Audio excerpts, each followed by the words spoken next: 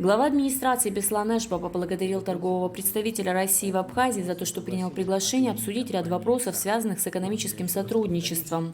Хотели бы обсудить возможные варианты сотрудничества, привлечения инвесторов, партнеров, которые смогут заниматься поставками в Абхазию товаров, продукцию Российской Федерации, так и нашего отечественного производителя поддержать на внешних рынках. Также рассмотреть хотели бы вместе с вами возможные варианты привлечения инвестиций для организации производства здесь на месте. Сейчас мы стараемся глубоко изучить потребительский спрос нашего населения в городе, потом вывести ряд формул возможных инвестиционных портфелей, чтобы обсудить. Очень надеемся, что те ограничения, которые есть в Республике Абхазия, в Российской Федерации, они в ближайшее время уже будут сняты, и люди уже будут посвободнее и мыслить свободно, как говорится, и готовиться к лучшей жизни.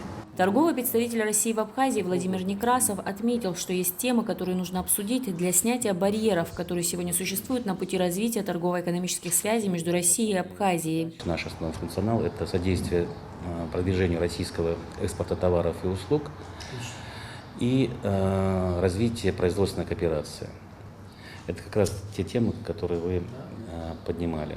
По словам торгового представителя, к сожалению, в Абхазии нет площадок, где можно получить информацию о проводимых закупках для нужд государства или бизнеса, а также проектов по привлечению инвестиций. Беслан Эшба отметил, что руководством страны поставлена задача ускорить экономический рост и развивать торгово-экономические отношения с Российской Федерацией. Я абсолютно уверен, что действующее сейчас Министерство экономики будет готовить такие пакеты инвестиционные по привлечению инвесторов. Разумеется, все это будет открыто. Что касается закупок, абсолютно точно у нас будет открытая площадка, где будет информация, какие нам нужны товары, услуги в том числе. Это мы планируем сделать в ближайшее время, как только завершим реформу самой структуры администрации. Готовы взаимодействовать и использовать все механизмы, которые сегодня есть, или даже тех, которых пока нет, их инициировать. Элана Какаля, Давид Авицба, специально для абхазского телевидения.